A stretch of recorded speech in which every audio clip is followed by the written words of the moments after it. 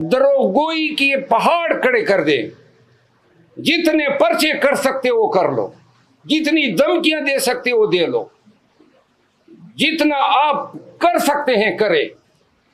अगर पाकिस्तानी कौम और पाकिस्तान। बिस्मिल्लाहिर्रहमानिर्रहीम। अस्सलाम वालेकुम नाज़रीन कराम, मैं हूं अब्दुल बासित स्वाति और आप देख रहे हैं मेरा डिजिटल चैनल। नाज़रीन कराम, इमरान खान की जो लीगल टीम है वो मीडिया से बातचीत कर रही है। पहले आप ये वीडियो देखिए, फिर इस पर डिटेल में बात करते हैं। सुप्रीम कोर्ट ऑफ पाकिस्तान से और सुप्रीम कोर्ट ऑफ पाकिस्तान के तमाम मुअज़्ज़ज़ जज साहिबान से मैं मुल्तमिस हूं कि आपके सामने पाकिस्तान में यह सब कुछ हो रहा है। पाकिस्तान के अवाम का जीना दो बर किया हुआ है। पाकिस्तान के वकला के घरों पे छापे मारे जा रहे हैं। पाकिस्तान के सिटीजन्स अगवा हो रहे हैं। कल शहरियार अफरीदी को 3 MPO जो था उसमें आज तारीख लगी थी। इस पिंडी हाई कोर्ट ने इस पे गुस्से का इजहार किया था कि जी शहरियार अफरीदी को फिर ये 5वीं दफ़ा आपने 3 MPO में क्यों मुलविस किया। आज अदालत में DC रावलपिंडी ने बताया कि जी वो हुक्मनामा मैंने वापस ले लिया। एक ऐसे हुक्मनामा जिनको ये कोर्ट में डिफेंड नहीं कर सकते हैं। शहरियार अफरीदी के भाई को कल रात 12:50 पे रात के 12:50 पे उन्होंने DC जेलम ने 3 MPO खत्म किया और उनको नामालूम अफराद के हवाले कर दिया। शहरियार अफरीदी का 3 MPO कल इन्होंने खत्म किया। आज पता चला DC इस्लामाबाद जिसका पहले 3 MPO का लदम हो चुका है उसने ये 7वीं दफा 3 MPO शहरियार अफरीदी पे लगा दी। तमाम जज साहिबान देखें, क्या पाकिस्तान इसलिए बना था? ये मुल्क है, ये आपका आईन है, ये बुनियादी हकूक है। क्या इस तरह होता है मुहज़्ज़ब मुआशरों में अपने शहरियों के साथ? और ये लामतनाई सिलसिला कब रुकेगा? अदालतें हमें छोड़ रही हैं। अदालतों से इस्तदा है ना कि छोड़ते हुए साथ में ये भी काम करें कि आइंदा कोई इनको गिरफ्तार न करें। जिस तरह आज मैं दाद देता हूँ ऑनरेबल जस्टिस अनवारुल हक बनू साहब की, उन्होंने आज हुक्मनामा किया कि पंजाब भर में कहीं पर शहरियार अफरीदी को अगर गिरफ्तार करेंगे 3 MPO में तो पहले हाई कोर्ट से इजाजत लेंगे। मैं यहाँ पे सताइश करूंगा chief justice Peshawar high court Ibrahim Khan साहब की उस फैसले के, जब मेरे साथ रंगेज खान MPA गया हुआ था असद कैसर साहब और इन्होंने कोर्ट के प्रेमिसेस से अगवा किया तो उन्होंने कहा कि मैं मुलाजिमत से इस्तीफा दे दूंगा अगर रंगेज को पेश नहीं किया आधे घंटे के अंदर। और साथ में ये हुक्म दिया कि जब तक आपके मुकदमा फैसले नहीं होंगे कोई आपको गिरफ्तार नहीं करेगा। मैंने शहरियार अफरीदी का किस्सा सुनाया। घर घर ये कहानी है। PTI के तमाम क़यादत के साथ ऐसा हो रहा है। एक तरफ हमारे खिलाफ ये जेली FIR की, दूसरी तरफ इन्होंने नईम हैदर पंजोता को FIA ने 8 साढ़े 8 घंटे अब से बेजा में रखा। आज ख्वाजा हारिस साहब जो हैं वो जा रहे हैं, 50 साल हो गए हैं ख्वाजा हारिस साहब को वकालत करते हुए तकरीबन।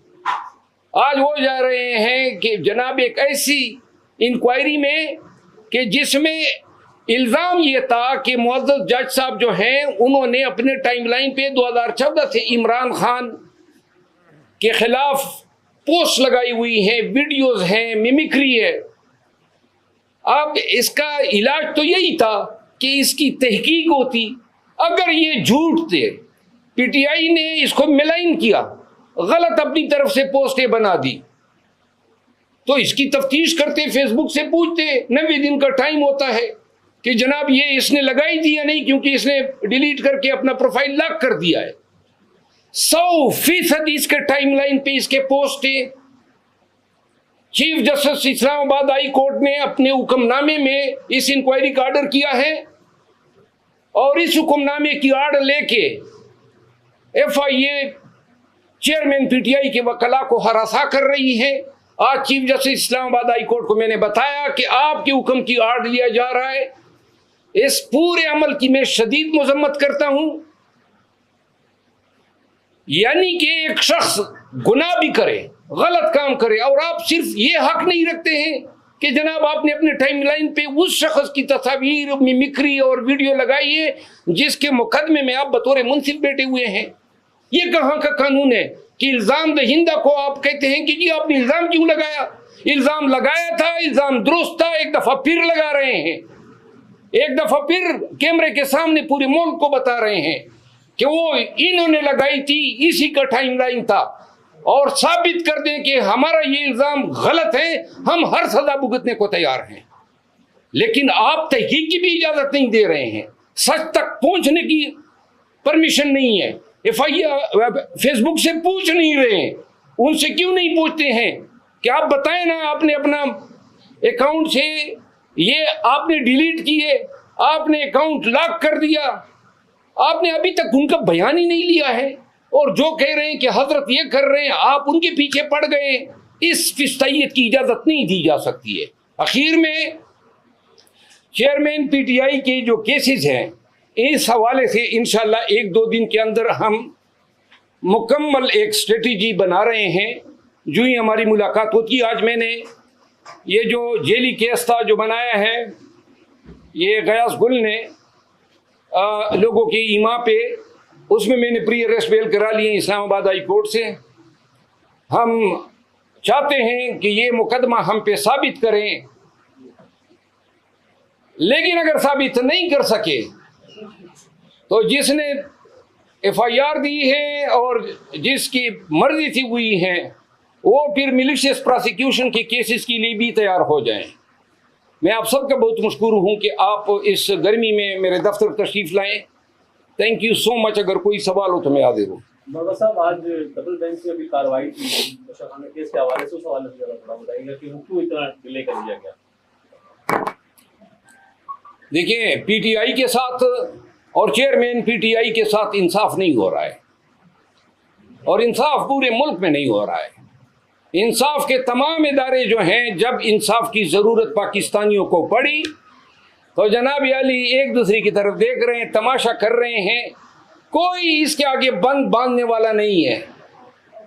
और अब पूरे पाकिस्तान के वकला को मैं पैगाम देना चाहता हूं कि या तो हमने तारीख के उस सिमत पे खड़ा होना है जहां पे वकला हमेशा से जुल्म और जबर के खिलाफ सीसा पिलाई हुई दीवार बनी है, या फिर हमने ये आने वाले अखलाक। नाज़रीन इकराम, आपने वीडियो देखी जिसमें इमरान खान की लीगल टीम नहीम पंजोता साहब और साथ में मरवत साहब, ये लोग मीडिया से गुफ्तगू कर रहे थे, और इमरान खान के साथ जो सलूक अपनाया जा रहा है जेल के अंदर, उस हवाले से भी दरख्वास्त दे रखी है। चूँकि जो अटक जेल है उसके अंदर क्लास A और क्लास B की सहूलत ही नहीं मुयसर, उस वजह से इमरान खान को इन्होंने बदनीति के तहत इस हुकूमत ने अडयाला जेल की बजाय अटक जेल में रखा गया, जिस पर हाई कोर्ट ने जवाब भी तलब कर लिया है गवर्नमेंट ऑफ पाकिस्तान से, और कहा है कि हमें बताएं कि क्या कोई माकूल वजह बताएं जिस वजह से आपने अडयाला की बजाय इनको अटक जेल में ले जाया गया। उस हवाले से डिटेल में बात कर रहे थे।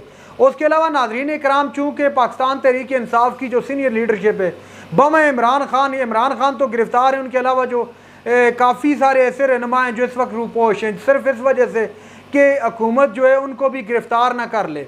तो उस हवाले से भी ब्रीफ कर रहे थे कि अब वकला पर भी प्रेशर डाला जा रहा है, उनकी भी आवाज़बंदी की कोशिश की जा रही है हुकूमत की जानिब से कि इनकी आवाज़ को भी बंद कर दिया जाए, ताकि कोई भी आवाज़ उठाने वाला न बचे इमरान खान के हक़ में, इमरान खान के लिए। उसकी वजूहत आप बखूबी जानते हैं कि जब आप किसी को ग्राउंड में नहीं हरा सकते तो फिर इस तरह के टैक्टिक्स आजमाए जाते हैं।